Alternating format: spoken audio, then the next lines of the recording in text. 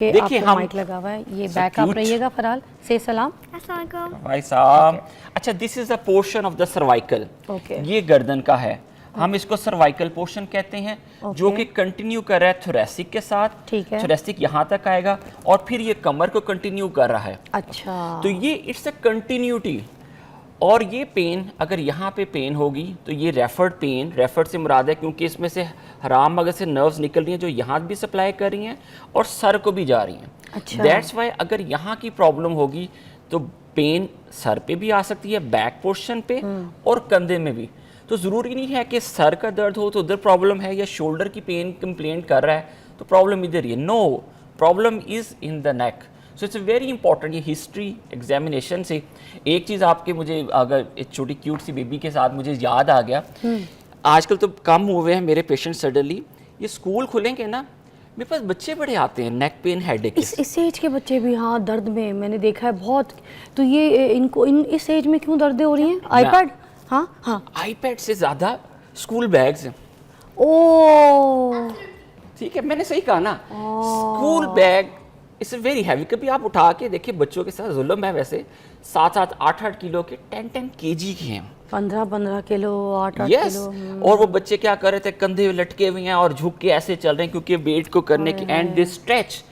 ये सारा पेन उनकी, और उनकी ग्रोथ मुतासिर, हाइट मुतासिर होती है, headache, quality of life. Sir बच्चों की बॉडी भी यूं झुकी हुई, नॉट लाइक स्ट्रेट नहीं है, बॉडी लैंग्वेज ही कुछ नहीं है। What is this? This is because ऊपर निकले हुए। यस, ये देखें, मैंने आपको बताया बैग, इस आप यूरोप में देखें उन्होंने ख़त्म कर दिया। वहाँ कौन से बैग है, बुक्स 2-4 या आईपैड, वो भी उनकी क्लासेस में पड़े हुए होते हैं, इट्स नॉट एट होम। दूसरी चीज़ आजकल, फिर मैंने बात की mobile games, TV, that's are the factors. आजकल इंडोर गेम्स ज़्यादा हैं, आउटडोर गेम्स ही नहीं है, एक्टिविटी नहीं है, बिकॉज ऑफ मेनी रीजंस। तो बच्चे आजकल बड़े मुतासिर हैं, जिसको हम इग्नोर कर जाते हैं। बच्चों की कैपेसिटी ज़्यादा है बियर करने की, लेकिन ये बच्चों के साथ मैं आपको बताया, अभी ये छुट्टियां है ना, तो ज़रा मेरे कम हो गया, मेरे पास बच्चे आना शुरू हो गए। हाय हाय हाय सर बैठिए। अब ये जो बच्चे आपके पास आते हैं, इनको फिर किस तरीके की थेरेपीज़ और एक्सरसाइजेज जो हैं आप रेकमेंड करते हैं? क्योंकि देखिए जब बड़ा इतना सीवियर पेन जो है वो बर्दाश्त नहीं कर सक रहा, और आपने कहा है कि ये बहुत डेंजर कॉज हो जाता है, तो फिर ये जो छोटे छोटे बच्चे हैं जिनको अब ये सारी मसाइल जो है फेस करनी पड़ी इतनी छोटी उम्र में, उनके लिए जो सॉल्यूशंस हैं वो प्लीज़ ब्रेक के बाद बताइएगा। Welcome back to watching morning with Fiza. Doctor Mahmood जो है वो हमें बता रहे हैं कुछ एक्सरसाइजेज, ख़ास तौर पे उन बच्चों के लिए जिन लोगों को अब ये पेन शुरू हो गए गर्दन के।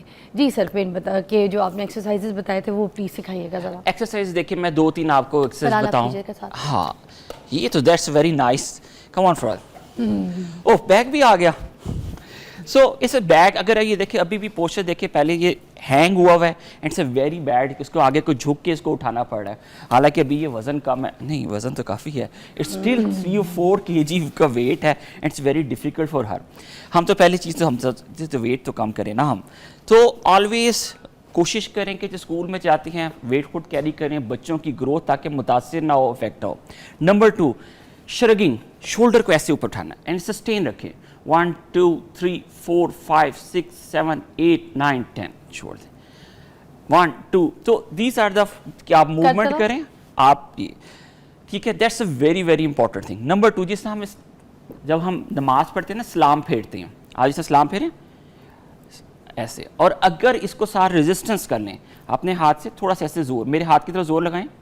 Yes, 1 2 3 4 5 6 7 8 9 10, and now for this turn, शाबाश, 1 2 3 4 5 6।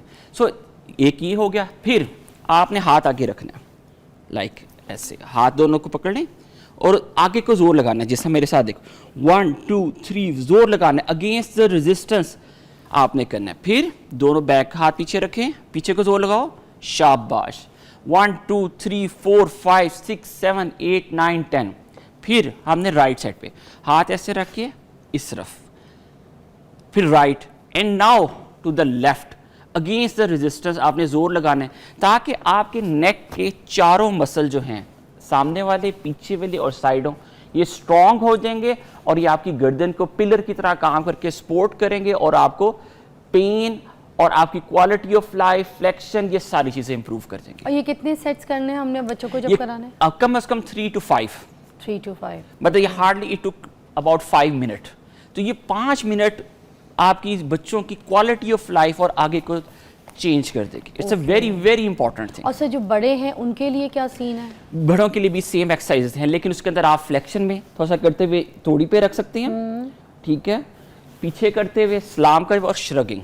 और श्रगिंग के साथ अडल्ट क्योंकि usually they have pain in the shoulder as well, तो ये मूवमेंट, अच्छा, ठीक है, ताकि आपके गर्दन के मसल, यस, ये आजकल तो बैक पेन के अपर बैक बड़ी तो मैं अक्सर कहता हूँ कि सिर्फ ये एक्सरसाइज करें, इससे आपके मसल रिलैक्स होते हैं, back and you feel very very comfortable. Sir कभी कभी दिल करता है दीवार को लगो तो जो शोल्डर पीछे है ना, या फिर कोई आपको पकड़ के पीछे शोल्डर टाइट करते हैं। यस, क्योंकि जब हम इस तरह बैड पोस्चर में बैठते हैं, तो ये देखें बैक के मसल कितने ही अपर स्ट्रेच में हैं। और यूजुअली बैड पोस्चर जो होता है उसमें जिस तरह लैपटॉप पे बैठे हैं, मोबाइल पे बैठे हैं, तो continue they sit like this, आपका ये सारे बैक। तो जब आप कंफर्टेबल के पीछे ये एक्सरसाइज करते हैं, you feel much much comfortable, और आपकी मसल रिलैक्स होता है, ब्लड फ्लो बढ़ जाता है, उसमें ग्लूकोज एंटीऑक्सीडेंट्स जाते हैं और मसल रिलैक्स होते हैं, यू फील कंफर्टेबल। सर ये जो मसाज वगैरह होते हैं, जो ऑयल्स वगैरह होते हैं, उनको नीम गर्म कोसा करके अगर थोड़ा सा मसाज किया जाए तो क्या ये थेरेपी भी काम करती है, massage therapy? Excellent, really? Yes, मैं इट्स अ वेरी गुड। आपका मैंने फिर ये कहा मसल का स्पैज़म को ब्रेक करता है, हाँ। उसको रिलैक्स करता है, उसकी ब्लड फ्लो बढ़ा देता है, और जब आप ऑयल या कोई जेल वगैरह लगाते हैं उसको एब्जॉर्ब करके उसके फ्लो को बढ़ा देता है, मसल स्ट्रेंथ को करता है। एंड मैं आपको बिलीव में ये जो मसाज एक्टिविटीज़ है ये अबाउट 60 to 70% इट वर्क्स। आपके सिर्फ मसाज करने से ही फॉर द टाइमिंग पहले सेटल होता है, लेकिन आपकी जो डिजीज़ की या जो सिम्टम्स हैं जो 7 डेज से ये 2-3 डेज पे ले आता है। तो इट्स रियली वर्क। ये हम शायद सम टाइम ले जाते हैं उसको कि some people took it as a negative, लेकिन जो रियलिटी है इट रियली वर्क्स और पेशेंट को बहुत बेनिफिट मिलता है। अच्छा, अब ये जो मसल पेन के लिए जो मेडिसिन आती हैं बाज़ार में, मोस्टली तो लोग ये करते हैं कि किसी फार्मेसी में जाते हैं और वहाँ पे जिनको बोलते हैं कि भाई हमारे तो पट्टे तंग हैं, तो चढ़ गए आपस में, तो मुझे इसकी जो है ना मसल पेन की कोई गोली बना दो। वो 3-4 कोई दवाइयों को मिक्स करता है, कहता है आपने 2 दिन लेनी है, आपने 3 दिन लेनी।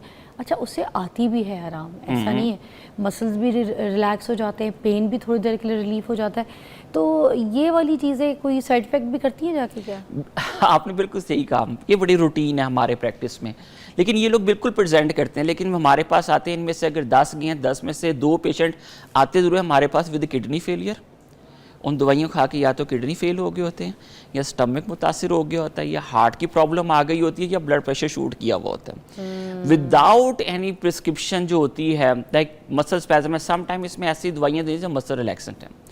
फार्मासिस्ट ऐसी दवाइयाँ देते हैं जिनके साइड इफ़ेक्ट ज़्यादा होते हैं, बेनिफिट कम होता है, और आप लॉन्ग टर्म खाते हैं, आइडिया आपको होता नहीं है, और पेशेंट प्रेजेंट एक प्रॉब्लम से निकलता है और पता लगता है कि आपके किडनी फेल हो गए हैं और अब वो डायलिसिस की बातें हो रही हैं। सर कितने टाइम के बाद ये इश्यूज़ आना शुरू जाते हैं अगर कोई इस तरह की चीज़ों को, दवाइयों को जो है ना अपने लिए एक सोल्यूशन समझे और खाता रहे, तो ये कितने टाइम में इस तरह से डेंजर हो सकता है किसी बंदे को kidney? More than 5 to 7 days से ज़्यादा कोई भी खाए ना, उसमें अबाउट 80% चांस है कि उसकी या तो गैस्ट्राइटिस के साथ, या किडनी की प्रॉब्लम, या हार्ट प्रॉब्लम के साथ आ सकता है। कुछ में इडियोसिंक्रेसी, कुछ की हिस्ट्रीज भी होती हैं, वो तो सिंगल डोज के साथ, मैंने मेरे पास पेशेंट सिंगल डोज के साथ विद रीनल फेलियर भी आए हुए हैं कि पहले हिस्ट्री किसी ने पूछा ही नहीं, वो पेशेंट को ऑलरेडी प्रॉब्लम चल रही थी, हिस्ट्री नहीं ली, उसने सिंगल डोज ली and they come with acute shutdown, renal failure के साथ आया और हमें उसको बच्चा था, we have to go for the dialysis.